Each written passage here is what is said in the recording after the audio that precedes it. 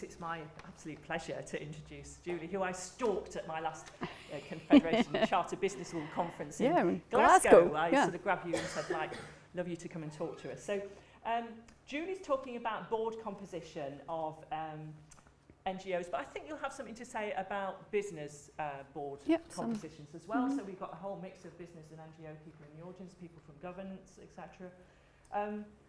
Julie hasn't just worked as a lawyer, but she set up her consultancy Trusteeship Matters, using a range of digital methods to better publicise vacancies, educational trusteeship, and support trustees by means of an online community of practice.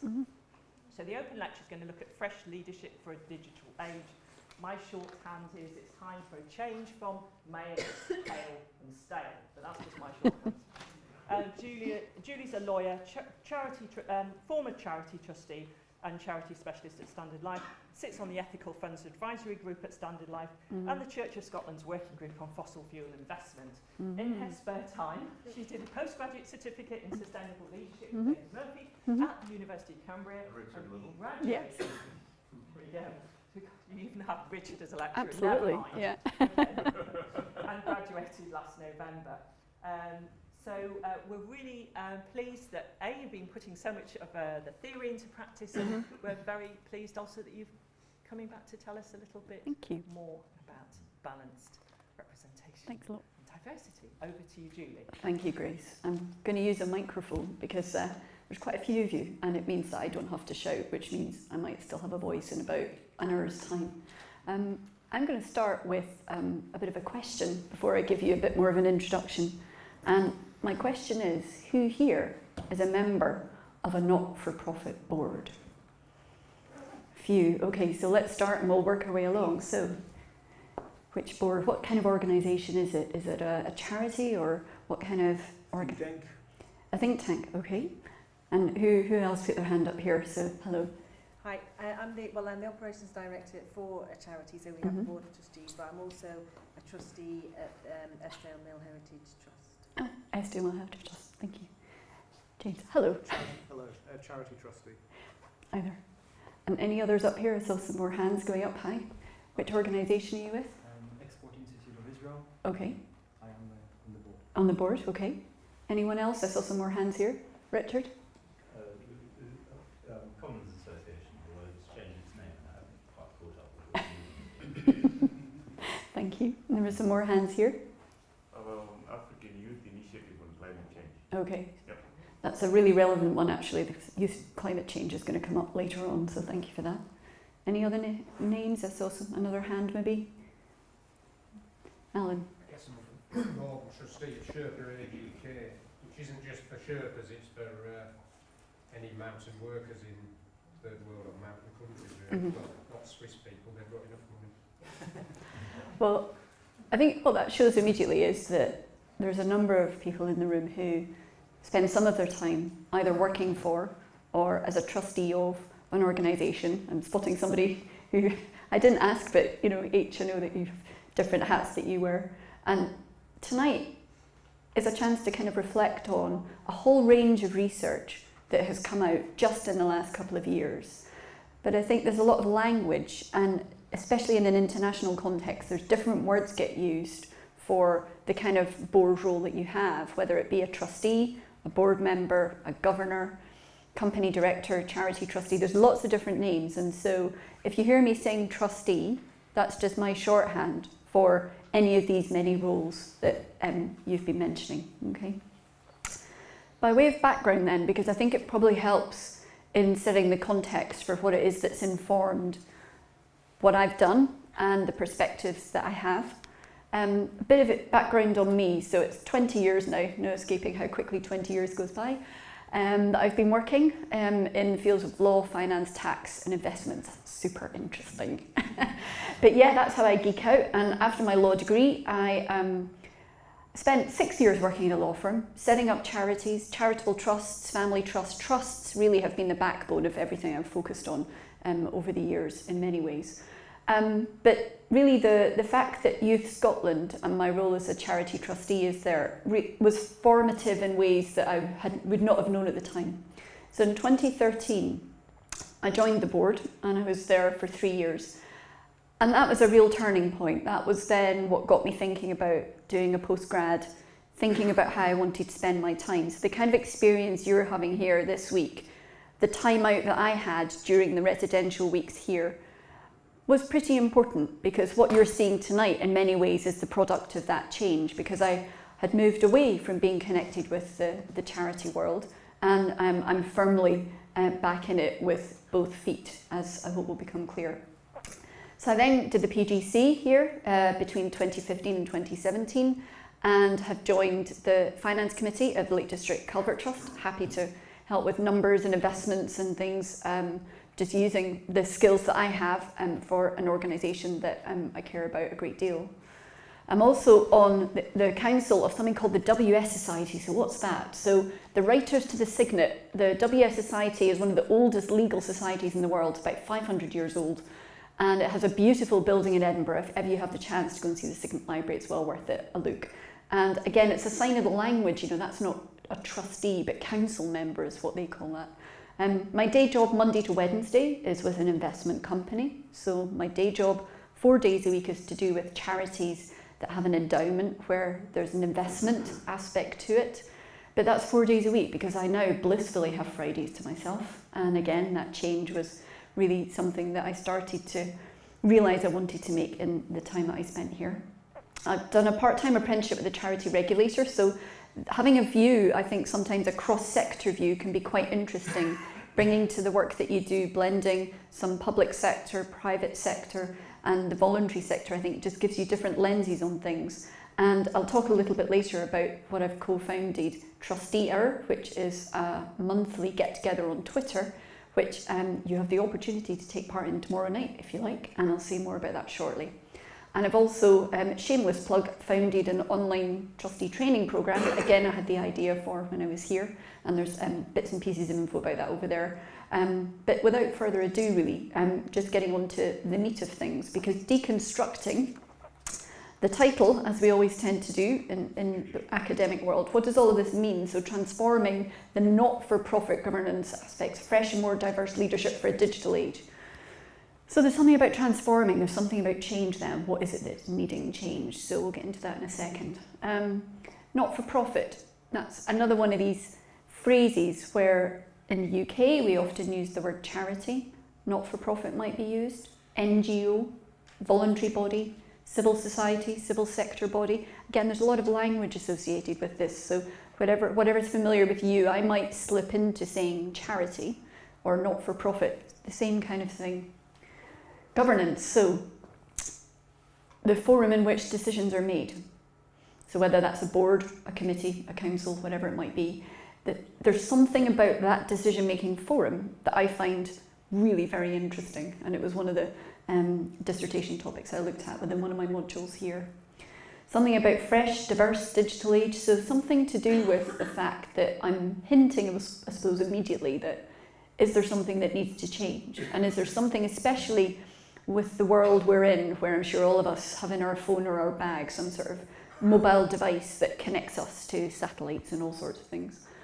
What does it mean for not-for-profit bodies, the fact that those that they may be delivering benefit to, or how they're making services available, may already have or may be about to fundamentally change just because of technology? And what does it mean if the board are not that well connected themselves with some of these opportunities, or indeed how it works, or what some of the risks or the opportunities are with this? So just teasing apart, that's the kind of area that I'm going to be looking at tonight. And I should say I'm really happy if anyone wants to ask questions as we go along, so do just shout out. Diversity then, to say a little bit more about that, and there is a specific UK context to this. We have some legislation called the Diversity Act 2010 that identifies 10 characteristics that are protected under law in terms of discrimination. And although there are 9 of them that you see here, I've highlighted 3. And the reason for highlighting age, race and sex is because in the last couple of years, and it is literally just the last 2 to 3 years, the amount of research, the surveys, the reports that have been done in relation to not-for-profit boards has largely focused on these areas. So I wanted just to draw that out. It's not to say that these other areas are not important in relation to potential discrimination. But the proof points or the evidence I have tonight focuses on those 3 areas.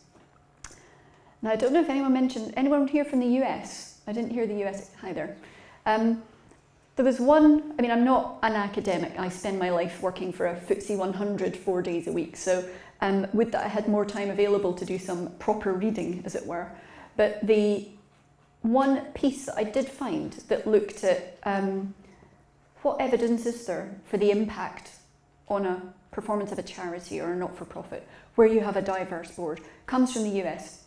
So all these slides will be made available as course materials, so don't worry about scribbling down too much if you don't want to. But the paper from Erica Harris is a few years old, 4 years old, and she looked specifically at universities and the characteristics of their boards in America and certain performance indicators to try to spot any trends. And she looked for the definition of what she called success involved a range of measures to do with financial performance, enrollment, our student numbers going up, the school ranking, where it was overall in the tables in the US, student retention, so people completing degrees and qualifications, and the SAT scores that are a feature in the US. And what she found was that there was a correlation, female board members positively associated with student retention and enrollment growth. Now, the interesting thing is she makes very clear that she cannot prove a causal link directly. She just simply observes an association. But it's the first bit of evidence, if you like, of an area that's not really been studied terribly much. A lot of the studies that have been done relate to for-profit private companies. And so this is definitely worth a second look if you're wanting to look at any more of the material that does exist here. It's available in the university library system. Yes, thank you. Okay, so a bit of a picture then to get us started, and it's probably a bit small to read, so I'll draw out a couple of points from it. Again, to give you a snapshot of the UK sector when we talk about not-for-profits, the UK charity sector. There's a source, an annual source called the Almanac that NCBO produce, and what I thought was quite interesting here, the size of those circles matters. And the one at the top in the middle is universities. And then the one in the middle of the triangle is general charities. So just to give you the numbers on them, there's 163 163 universities listed in England and Wales, which together have a combined, let me see, is that income? Of 30.7, and let me just check, is that billion? Yes, billion. So 30.7 billion pounds sterling with 163 universities in England and Wales. And then the big circle in the middle in the bottom half, general charities. There's about 166,000 of these charitable bodies in England and Wales, and collectively their income was 47.8 billion. So when we're thinking about the size and the numbers of boards, there's a lot. In England and Wales, there's thought to be something like 850,000 trustees or more. So there's big numbers here. So when you're thinking about why is this sector rather interesting? Why is it worth looking at?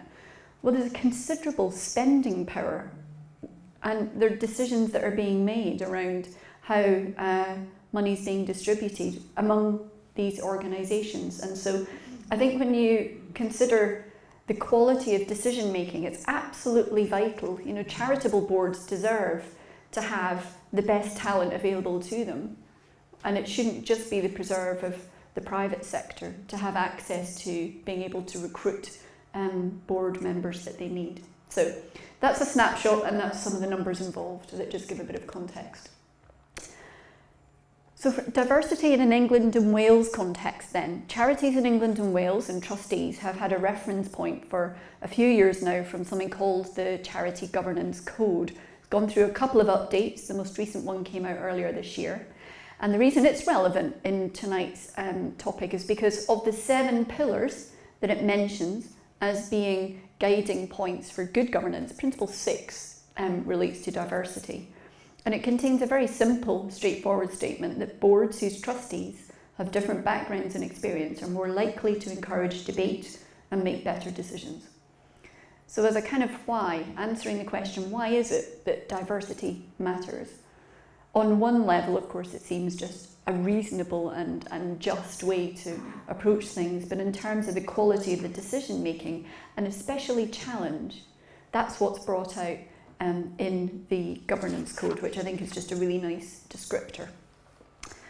So I'll go on now, and in each of the slides I have here, I've drawn out a number of these research reports which have come out over the last few years. And I think, as you'll probably see later on when I look at a couple of case studies where things have maybe gone off track with some charities that have been in the news for the wrong reasons, I think it's no accident that there has been a focus on board decision making in the last few years, given some of the reports which I'll come to in a moment.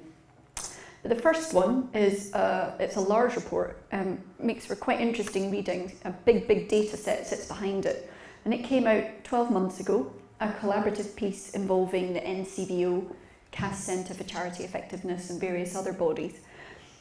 And it contained a rather depressing stat, actually, saying that only 40% of all trustees felt that their board contained sufficient governance skills to effectively meet the needs of their organisation.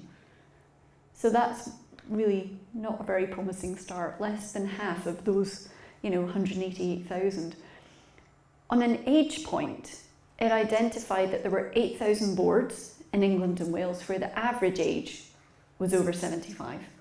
So that's an average, okay? So there will be people older. And just to, this will be a test of whether I can remember my page numbers, but there's a really nice comment because, of course, it says, while it is encouraging to note that many people beyond normal retirement age are contributing their time as trustees, it is perhaps a little concerning that over 8,000 boards have an average age of over 75. Because of course this is not about saying those who are retired should not be on boards, but it's just looking at the mix and especially the indicator of what an average age might mean. The general overall average age of a trustee in England and Wales was identified as somewhere between 60-62, and the male-female split 64-36. Now the question at the bottom, who do you turn to for support? One of the things I realised 5 years ago when I started to become more involved in charities again is that there are a huge number of umbrella bodies, support organisations, representative bodies that have a whole load of information. So there's lots and lots of free stuff and resources to help you as a trustee, but you need to know that these bodies exist. And one of the really important findings I think that came out in this report is that the main turn-to source of advice is either your other board members or possibly the Charity Commission. So if you're on a board where everyone is like you and comes from a similar background and a similar experience, that means that that blind spot is being reinforced in terms of the sources of input and advice that your board is getting. So that's one of the key findings, which I think is worth thinking about in terms of the compounding effect of some of this issue about uniformity on boards. The next one I'm looking at is a report which again builds on this data set, because one of the great things about this report from 2017 is this data at Cass is available for open study. And so I think we're going to see a number of subsequent reports come out where people choose to cut the data in their own way for their own purposes. And this is the first example of that happening. So the Association of Charitable Foundations looked at a specific angle because grant-making foundations are one part of the broader sector. They have different characteristics. They're not running an outdoor residential centre, they're not running a facility, they're not delivering services. In some respects, it's quite a paper-based exercise. Yes, of course, they'll be getting out and about to go and assess projects and consider funding applications, but there's not the operational element you get with some charities. So what they looked at in this data set was the assets of the top 300 grant-making foundations. So this was a group of foundations where together they had around £60 billion of assets. They found that only 40% of the trustees had a fixed tenure, and most avoided disclosing that in interview. So back to this idea of, you know, how long have you been on the board? Is there a sense in which there's not fresh thinking being introduced to a board? That statistic was one that I think is quite telling. The other point was around recruitment, and we'll come back to this point, but 73% recruited informally. So in other words, if you think about jobs in the private sector, you know, you'll see an advert, you'll see a process. There'll be presumably an interview panel. You'll be required to demonstrate capability. There'll be some Q&A and so on. So there's an open process there, and there's a sense in which there's an opportunity that's open for people to participate in. 73% of the trustee roles in this area don't involve that kind of process. And so back to what is it that's contributing to boards not creating the opportunity that we perhaps might hope they do, it comes down to, I think, a great deal to do with the recruitment process.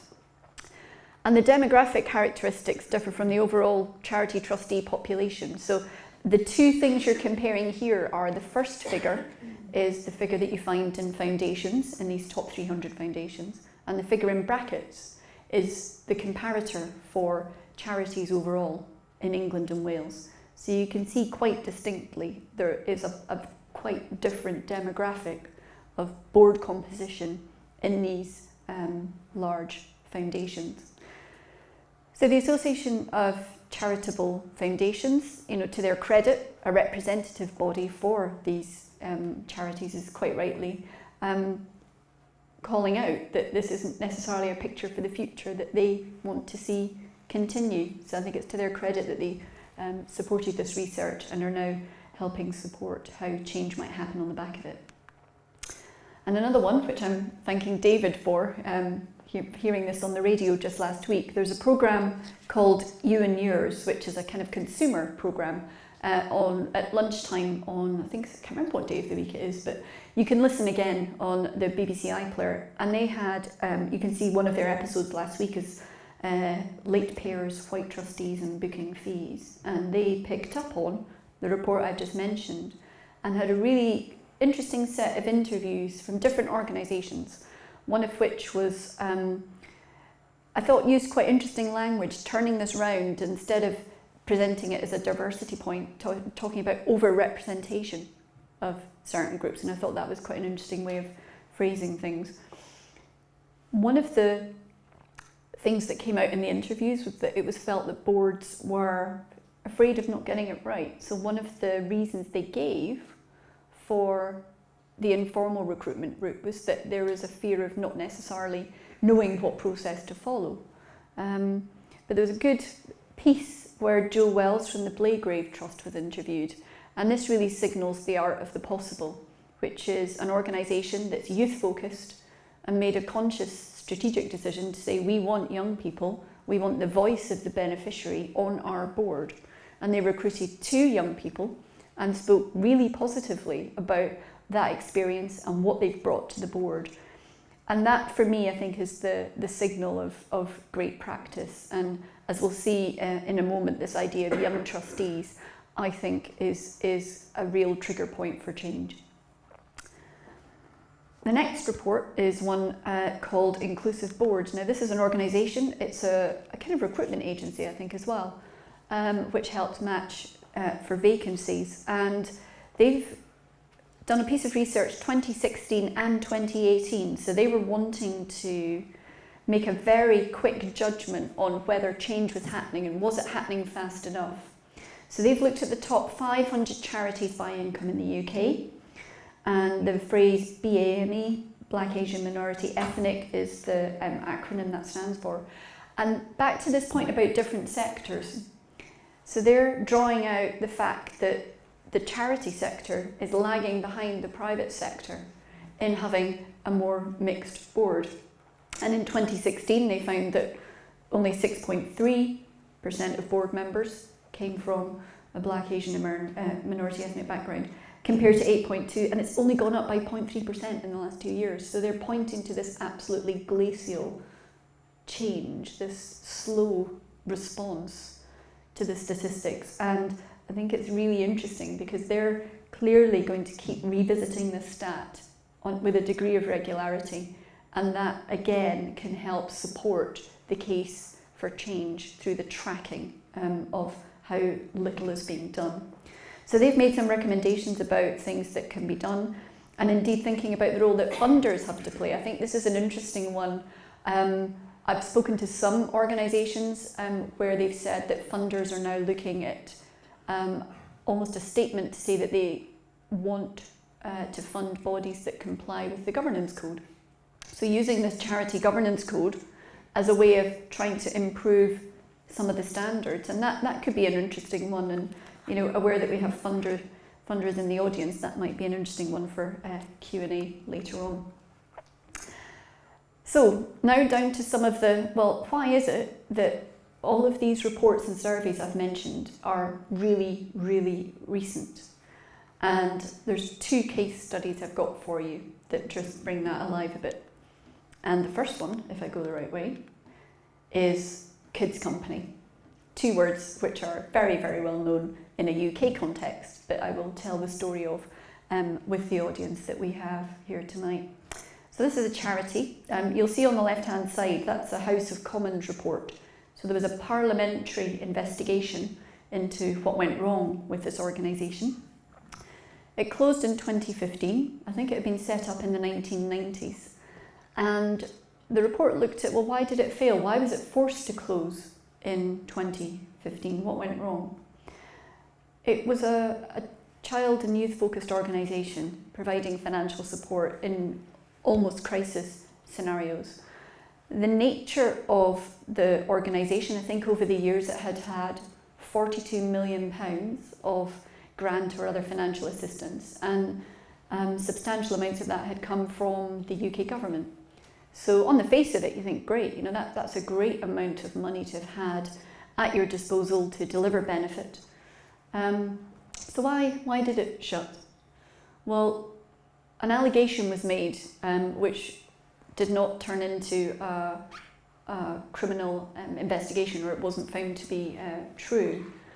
But the nature of what happened was that then funders and donors lost confidence, and because the financial management in the charity, they'd never built up sufficient reserves. So if you imagine they had big running costs because money was coming in, money was going out. They were distributing the funds, but they had never really paid much attention to building up what you might call the rainy day money. What do you fall back on when all of a sudden the income in the charity dries up? And one of the comments that was made, the woman who was the founder of the charity, who had remained as chief executive in post for a number of years, and the chair had also been in post for a number of years. And so you've got length of tenure being an issue, because what was the possibility of fresh challenge in a situation where they'd both been around for really quite a long time and probably felt quite comfortable in each other's company and knew how each other worked. So that was identified as one of the issues. But also the Board of Trustees, this is a quote, "They lack the experience of youth services or psychotherapy necessary to interrogate decisions of the founder and CEO." So Camilla Batmangeli, very charismatic woman, often photographed with politicians and other high-profile donors. And as is often the case with a charity, if you have a big personality, that might make some people a bit reticent to challenge. But when you're talking about the financial management and the ongoing existence of an organisation, that's your role as trustee. Your role is to be the critical friend and to be slightly awkward in a perfectly polite way, because the intent is a proper one, which is just to make sure that things are well thought through and that a range of views have been explored so that you've teased out all the angles before big decisions are made. So the kids' company failure and the fact that it closed was really quite a turning point in some ways around looking at how is a board operating, what is the decision making that's going on around the table, how effective are trustees being, and what are the danger signs that can contribute to not-for-profits failing. So that's example number one. Oh, hi. Does the UK have, the government, have any kind of regulations or legislation regarding to how boards are supposed to form, run, and etc.? Because normally, if such things are in place, then some of the holes that cause this collapse would have been alleviated. So the question was around what regulatory structure there is for overseeing charities in the UK and what laws there are that might point to trustees being expected to do certain things. So in England and Wales we have the Charity Commission, and it has an oversight role, but it doesn't interrogate charities every year when they file their annual return. In some ways it waits for a complaint to happen and then acts on it, by which point, you know, things have already taken place. So is there a regulatory structure? Yes. One of the other angles was also around looking at the accounts, because the accounts year on year had shown that the finances were kind of on a knife edge. But there's this requirement in a charity when it's being audited to say, is this a going concern? You know, a concept that from an accountancy point of view we're quite familiar with. Do you think you'll still be here in 12 months? And there was always, presumably, enough to say, well, I think we will probably be here in 12 months' time. Because they had a building, but it was the cash flow, you know, as ever with an organisation, it's the cash flow that can come back at you. And so, yes, there was regulation, but it was designed to do a job once a complaint was made. In terms of law, you've got the Charities Act, and then it comes down to have trustees breach their duties, but you see, all of this is after the event. And so this is why, to my mind, improving the quality of decision making in the first place, which means having people around the board table with a tongue in their head who can challenge, is actually what's going to keep these organisations and the people that they're there to help safe. So you've got to kind of be the salmon that swims up the river that says, great, we've got a regulatory framework, great, we've got an Act of Parliament, but on the ground, is that going to help? You're not going to change anything unless you change some of the people. And so that, I guess, is the working hypothesis I've had as to why this area is worth considering. So that's example number one. Anything else on Kids Company? No. Okay, I'll move on to the next example. The next example is from earlier this year, and I thought this was extremely interesting. You know, for those of you who are based in the UK, for the Financial Times to be the newspaper that wanted to focus on this story, I think said a great deal. Because that was very much to do with the paper of business calling out the businessmen and the way that this unfolded. So let me explain example number two. So this is a charity that I think was set up in the 1980s. Its main fundraising event was an annual men-only fundraising dinner. There was a female journalist who went undercover at the event. And an element of the event that there were various hosts and female staff members that were hired by an agency. In the course of the evening, certain allegations were made about conduct, and that was then written up and the piece appeared in the newspaper. Now, although formal police complaints and so on did not then transpire, the very fact that this reputationally had hit the charity was enough for a charity to effectively go into wind-up mode. Now, to put a bit more context into what was going on at this male-only event, the female staff who were hired by the agency, I believe, had to not have a mobile phone on their person, sign confidentiality agreements. The charity provided the dress they were to wear, with written instructions on hair, makeup and heels to be worn. And so the character of that fundraising event raises an eyebrow, shall we say. And that, whether you want to call that ethics, just that whole setup. Back to your question about law. So the finding in the Charity Commission, they have a case report online that you will find in 10 seconds with Google. The trustees failed to comply with their legal duty to manage charity resources responsibly, specifically avoiding exposing the charity's assets, beneficiaries or reputation to undue risk. And that word reputation, I certainly know in Scotland, our charity regulator in Scotland is very clear about saying a charity's reputation is an asset.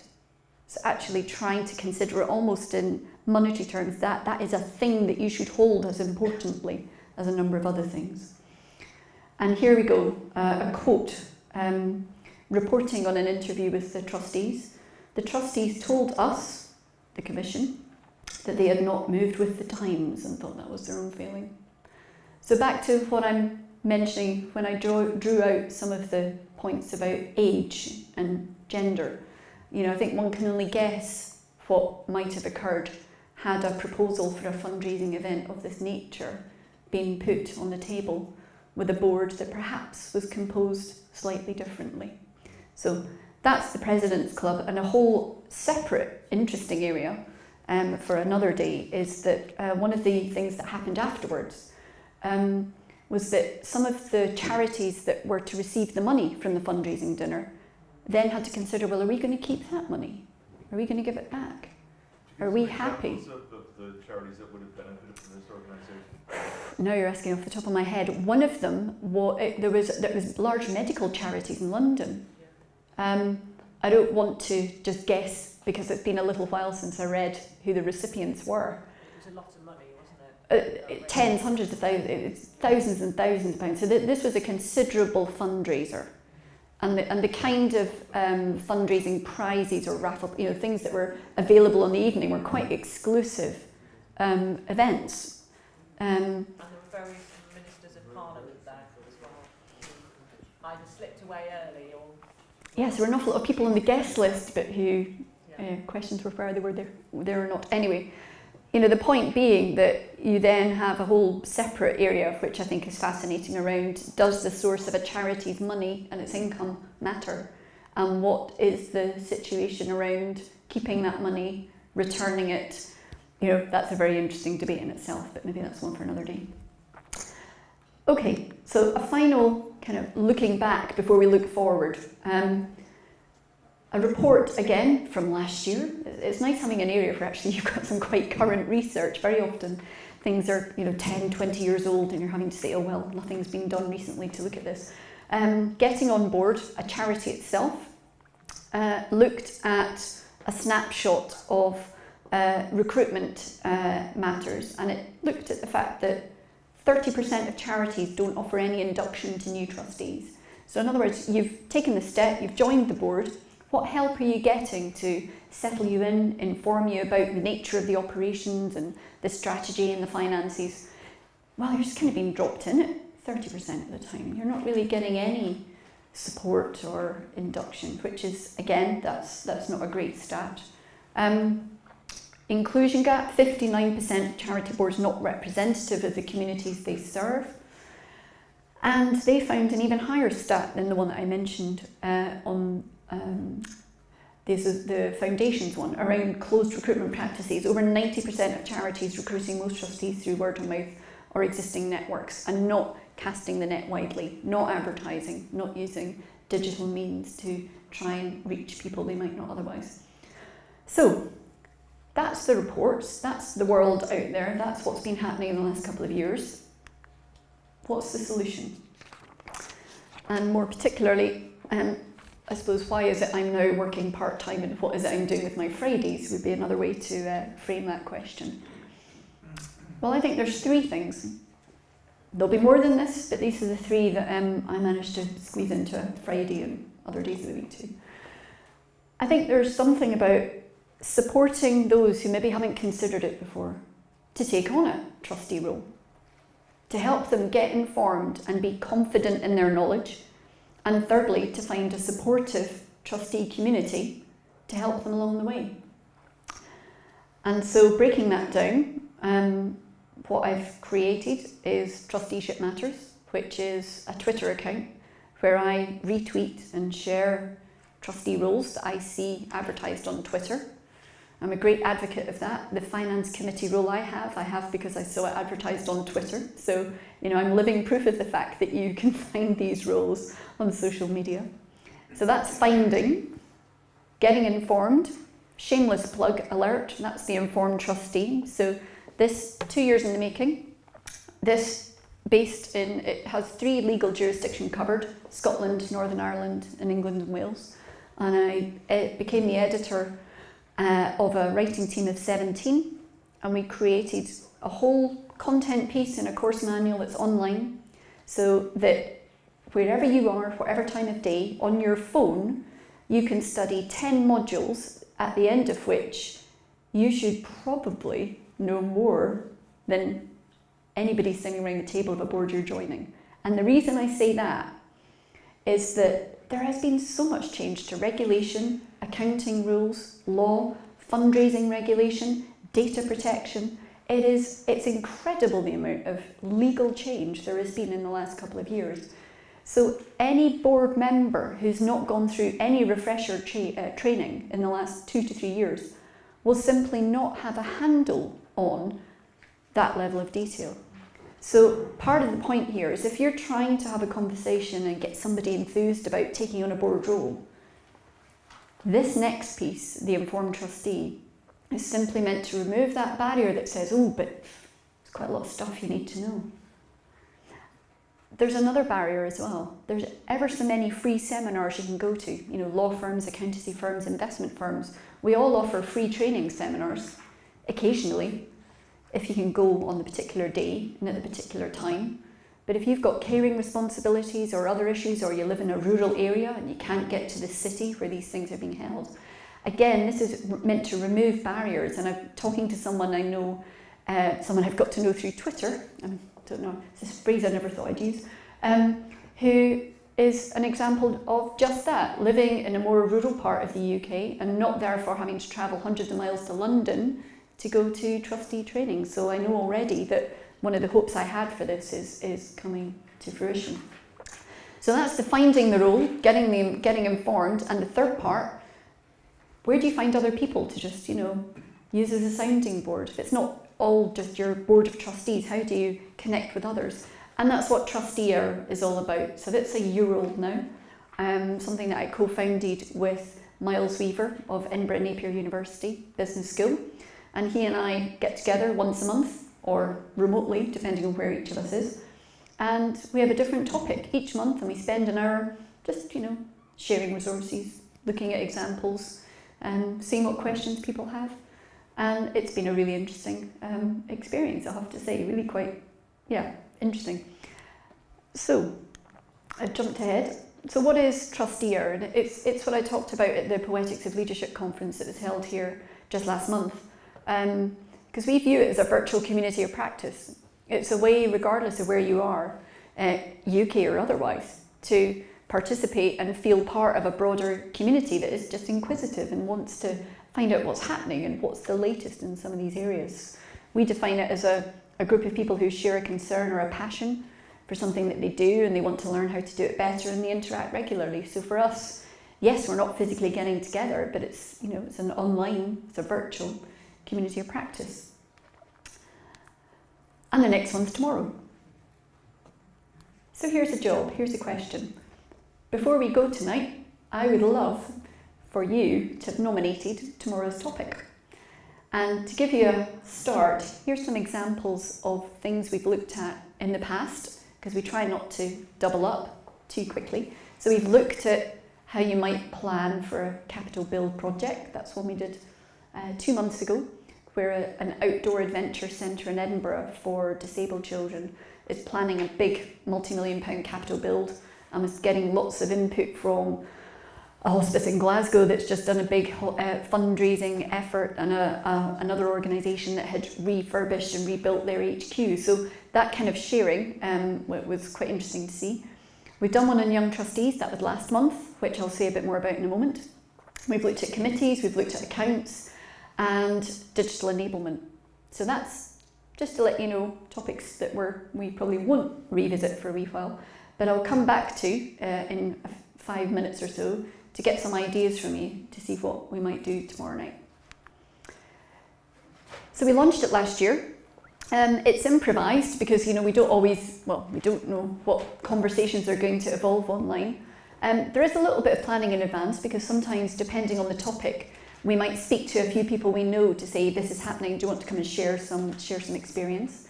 We always publish a blog to bring together the threads, either turn it into a top 10 of tips or whatever it might be. So the blogs are there that track back over the last year. And we've had over 140,000 views, which is well in excess, I think, of anything we might have imagined when we started a year ago. It was interesting that there were 10,000 alone on last month's one, and that was because, well, perhaps because it was a young trustee theme, and this comes back to, again, an area that it just seems to me it's an obvious one that can support change. So what can it do? It shares experience across the miles. So for all the different countries that we heard here tonight, there is absolutely nothing to stop, if you have a Twitter account, you participating. I appreciate it. Time zone differences may be a bit challenging, but the conversation isn't just within the hour. We often find people post the next day, people get the date wrong, post the day beforehand, all sorts of things happen. And so some examples here, we had Rona Bailey, who is chief exec of a hospice. She was sharing some examples of how they approached their fundraising appeal with the organisation I mentioned that was looking ahead to its fundraising appeal. Manaio and Jones in Wales, again reaching all parts of the UK. Ian, who's down south, was sharing some resources, and then Cameron up in Wick, and sharing a bit of Scottish geography with you. All you need to know is that's quite far north. So all corners are participating, which again is kind of heartwarming to see, because it's what we hope that we've managed to try and do, and not turn it into something that simply this is what people in cities take part in. It's just if you've got a Twitter connection, this is for you. So the Young Trustees one, and why it might have struck a chord. There is a kind of year of celebration happening at the moment, and I think it is Scottish Government supported, which is why I suppose I'm more exposed to it when I spend time up north. And it's called Year of Young People, has the hashtag YOYP. And there was just a huge number of individuals who shared experience last month of being a young trustee, and we collaborated with an organisation called 2050 Climate Group, whose entire board are under the age of 35. So whenever I meet someone who says, it's a bit difficult to get young people involved, that's a board that I couldn't join. And I have to say, when I first encountered them, and because I was interested by them, and I thought, maybe that's a board that I could look at joining. When they said, sorry, you're too old, I thought, I had about 60 seconds of thinking, I'm feeling a bit huffy about that. I'd quite like to have been on that board. Is this what it feels like to be too old? And then I realised that that's the point. If you're trying to rebalance things, sharing, by definition, it means that those with power have to give up some of that power. That's that moment where you realise that's what that feels like. And actually, that's quite a nice feeling, because you realise that's the intention. That's how change happens. So it's quite right that I'm not sitting on that board. Yes, I can help them, I can give them guidance, I can be a sounding board. But what a vibrant group of young people they are. That was a fantastic experience last month, and that has given me even greater confidence and desire to want to try to encourage people younger than me to get on board. So some examples here of people sharing. You can see Naomi on the left. She talked about she's really nervous about the meetings, but she's proud she's approached them, she's joined them, she's learned so much, she's enjoying the projects and so on. And then Lauren on the right hand side, she says it's been amazing. So for us it was flushing out some really nice examples, people celebrating trusteeship, and that kind of community of practice, that kind of role modelling, I think is really positive for others. It then led to 2 examples of organisations sharing, saying, we've got trustee roles that we'd love to have some young applicants for. So of course that got shared around lots of times. So SCVO, the Scottish version of NCVO, specifically creating a board role for a young person. And 2050 Climate Group, again, they've got 3 board roles coming up, which they were sharing. So again, just seeing how this initiative that we launched last year is being used, it's helping to support some of that positive change, which is really quite interesting to see. And the final one, so Jasmine sharing a blog around how they managed to recruit a new and young board with limited budget and resources. So again, it's not about saying, oh, this isn't expensive, you know, we have to involve a recruitment agency, it has to be expensive. Well, that's a really nice example in a blog of how a small charity had gone about it and done that with limited resources. And the Seabird Centre in Scotland, that's in East Lothian, for those of you who know where that is, they've recruited 2 young trustees. So again, it's interesting to see how organisations were using it as an opportunity to say, you know what, we're getting on board with this, we're changing what we're doing, we're deliberately looking to change the mix. So, time for ideas. Tomorrow night it's 8 till 9 o'clock, and you can follow it using the hashtag on Twitter. I'd love for some of you to be involved if you'd like to post, but don't feel you have to. You know, I know it's you'll be having a busy week here, I'm sure. But would you like to nominate a theme? Is there something that you think, they've not talked about that yet? So it's now my turn to ask you a question. What can we talk about tomorrow night? We're doing sustainability, so I guess that would be a relatively good subject. Sustainability, okay, there's one. Any others? Accountability. So collective decision making, okay. Mm-hmm. Well, if you talk about accountability, then you should add transparency. Transparency. Yeah, that's an interesting one, because I always come to a bit of a view. It's interesting when you get onto a website of a charity, and if you can't find their accounts, or you can't find their annual report, or they don't actually mention who their trustees are, immediately that I think creates an impression. So that's digital transparency, but you've got all sorts of things in. I like transparency. Okay.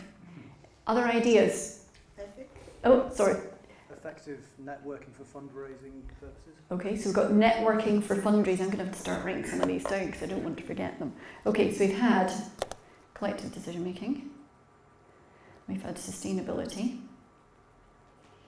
We've had transparency. We've had networking for fundraising. Thank you. Out of interest, are trustees working for free? Trustees working for free. So generally they do. Generally they do. There are rules, different rules in Scotland and in England and Wales. You can certainly have your travel expenses refunded to get to a meeting. In some circumstances you can also be paid, but by far the vast majority of trustees are unpaid, and it's a voluntary role. But is your question, should they be paid? I mean, I just quickly Googled, and Google says that the Director of UNICEF is making $1 million a year, and that there are other high-paid people employed by NGOs. The question is that okay? And is it public knowledge how much people maybe make? And one of the reasons why there is no new trustees in an NGO, yes, maybe it's not wanted because the guys who are working there are making lots of money. That's an interesting point, because if the nature of trusteeship changed such that it was a paid role, what would that do to either attract different candidates? Would it be a good thing? Would it be a bad thing? I think, actually. Thank you. That would have been my impact, actually, the question of the next generation. What if, for example, this average 75-year-old trustee meets the next generation trustees, the younger generation? What if there would be a direct interchange between the different generations and the expectations? Okay, so changing expectations in the nature of the role. Hi. Sticking to purpose. Say again, sorry. Sticking to the purpose. Sticking to their purposes, so staying focused. And okay. There was another hand. I have a question. Yeah. Do you know some trust boards or whatever in the UK that are using the digital technologies like Skype for meetings? Because I think it's a possibility. Yep. It's an opportunity. So a digitally enabled board, just to address comments to that, this is where it actually comes into some legal issues, because in your governing document, it normally assumes that people are present round the table, and if there has to be a vote on something, you're in the room to vote. You can change your governing document as an organisation to say you can be on the telephone, you can be on a screen, video conference. So it's one of these things where actually there needs to be a bit of engineering done to make sure that legally that's enabled. Are there organisations in the UK that operate that way? Absolutely. Again, there was one that I came across, Paul Rose, who did a guest lecture here, I think is involved in the oceans, I forget now, but the charity that I think Paul is involved with is one which exists virtually. You know, they don't have an HQ building, and I remember just being quite interested by that, because for me that was one of the first examples I'd come across. And I have subsequently also with Leda, who did a guest lecture here, Leda Stott, talked about an organisation that, again, they get together on Skype. And so what you're talking about is, I'm beginning to come across it, but it's still the exception and not the norm. Yeah. How about transfer of leadership to youthful leaders? Youthful leaders. You talked about age and about transferring. How about how to do that? Mm-hmm. So transition, yeah, that word. Any other ideas you want to throw in, Richard? Well, I've got a question that might somehow constitute a theme. Mm-hmm. It's apparent from multiple studies that diversity improves decision quality, Mm-hmm. but it's not always clear exactly how that's achieved. Yes. And my suggestion for a theme would be the skills or Mm-hmm. attitudes to Mm-hmm. bias or to gender in meetings that actually improve the quality of discursive processes. What are those skills? How can you do it? That seems like an interesting dissertation topic. Yeah. I've got one. Sometimes when you're fundraising, Mm-hmm.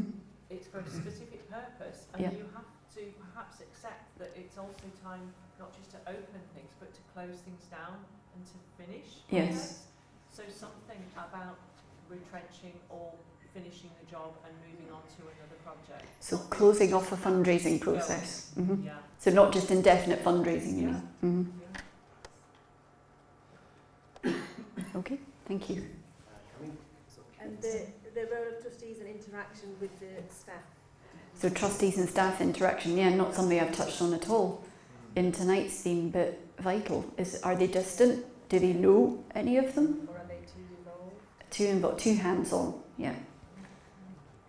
Julie, a related one would be also stakeholder or beneficiary input into the governance process of charities. I'm thinking particularly the controversy recently, not just controversy, the disaster that international development charities in this country have had with their operations in other parts of the world around conduct, exploitation, sexual exploitation, and violence, etc. No, thank you. That's the voice of the beneficiary, and And how do the charity trusts, they ensure that the funds are spent in optimal manner? What about that? I mean, yeah, you can give a certain amount, let's say $50 for a certain treatment of a child. But how do you achieve done it? in 30? So that's impact, efficiency. How do you know that has been spent to best effect? Exactly. And where is the touch of innovation in this? Is there an innovation department that charity organizations have? The whole question of impact is a theme that we're hoping to look at next year, actually, with an organisation not a million miles away from here. But yes, thank you for that. This is more of a question. How about the selection of the trustees themselves? So to avoid situations of maybe nepotism, or to have people who... The HR process. Yeah, because if you think in the day jobs that we have, you know, there's a process that goes with that. So if it's, you know, we're not really looking, somehow the charity sector is not held to the same standards in how it recruits, and that's, yes. But apart from that, you have a governing body for charity trusts, right? So is somebody looking at enhancing the laws and the acts? I mean, maybe they are 30 years old, and most of the wrongdoing probably is happening because it is not enforced correctly from the legislative perspective. So how about renovating or resurrecting that regenerating the old laws. Thank you. Just because it's interesting that you said that they look back at problems that, you know, that have happened rather than Yes. preventing problems from happening. Or well, I guess they're expected to, because they've got a certain guidelines and that they know that charities will be scrutinized. But it's interesting how you described that. It looked like a retrospective thing rather than a...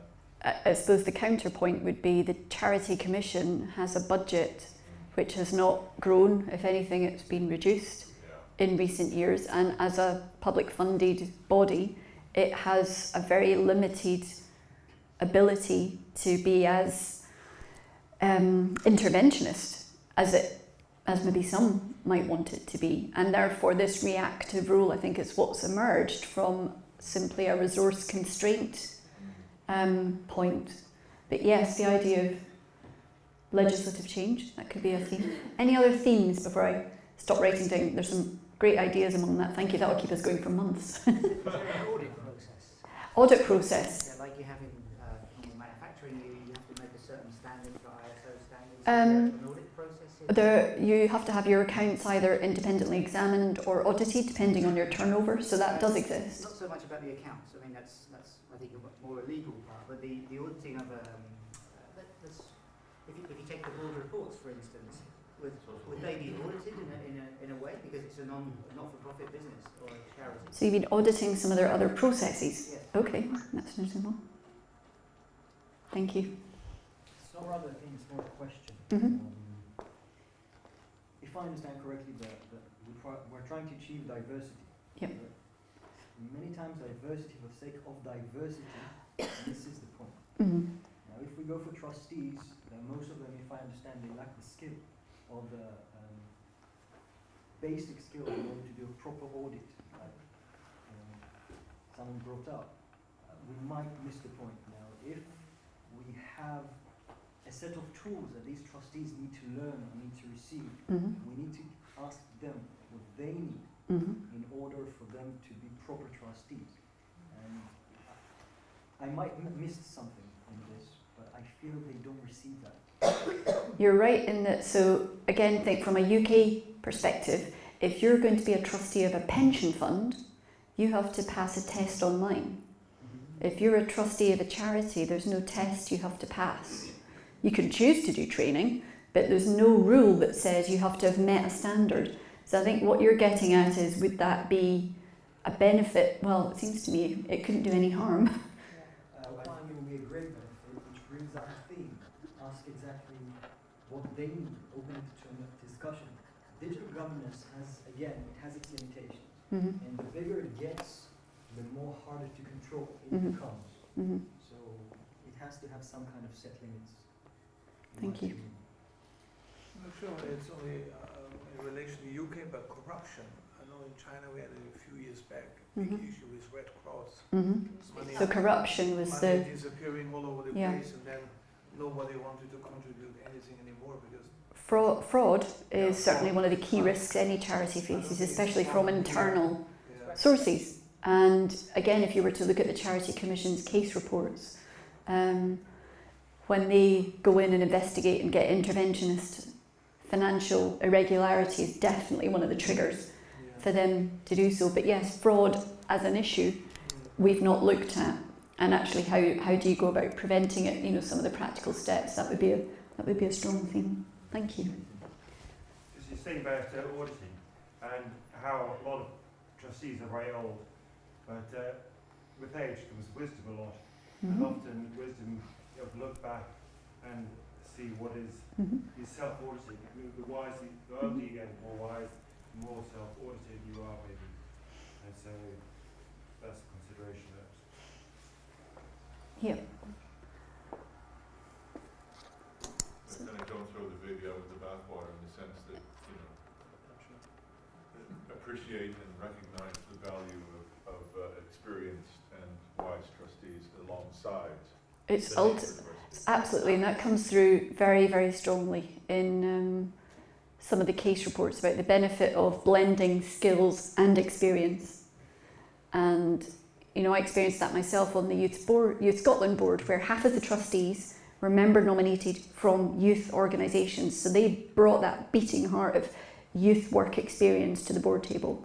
The other half of us were there because we had an experience, a skill that was seen as useful and complementary to that core. So it's all about blend, absolutely. Anything else? I'm here thinking, should I say this or not? But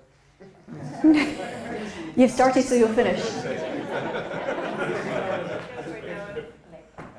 You know, in Denmark, for instance, there is a law actually that all boards have to have what we call a quota, rules of procedure and stuff like that.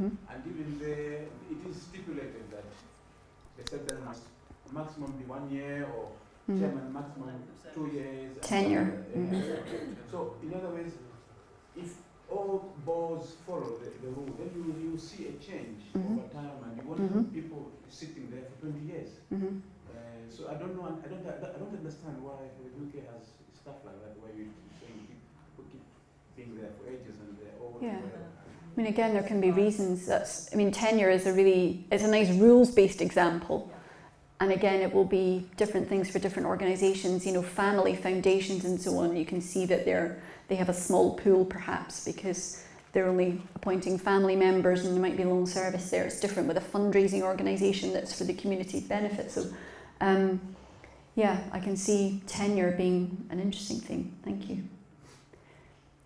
Right. Well, to almost conclude. Please do feel free to join us tomorrow night. We'd love to see some of you online between 8 and 9 if you'd like to join us and see which theme we jump for. And for any of you who aren't trustees and might think that that's something you'd enjoy or be able to contribute back to an organisation in the country you're from, I would just say go for it. I've found it an incredibly rewarding experience and would encourage anyone to give it serious consideration. And stay in touch. Thank you very much. Sorry. That was actually a basic question, but if it's an organisation, if it's an organisation in the UK, the trustee must be from the UK, or are there any regulations on where they come from? I think it's fairly open. It is? Yeah, I think, for non-charities, certainly residency has tax consequences if you're not from the UK. But for charity trustees, I think I don't believe there are any specific rules necessarily on that. So that could be quite flexible, I think. Okay. Be delighted to stay in touch. My contact details are there, as are cards and some bits and pieces of information. But thank you very much. Thank you.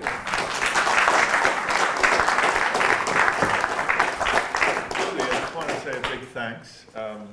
My goodness, you packed an awful lot into that hour and 15 minutes, and we've all learned an enormous amount. I'm reflecting back on time when I was a director of a charity in Bath and Bristol, and when I worked in West Africa as a field director for a Canadian NGO and a project officer in Sierra Leone, a field director in Nigeria. We didn't have any of that kind of, we didn't even think about those things in those days. It was almost like we just got on with it, and yet, you know, what you've really revealed tonight is just how fundamentally important that is, and how you know, how much more work there is needed to be done. So, you know, 20, 30 years ago, it was even worse in terms of the rigor in which the way we look at these issues. So, thank you again. Looking forward to keeping in touch about this and other things. And wonderful to have you here with us. Thank you. Thanks. Thank you.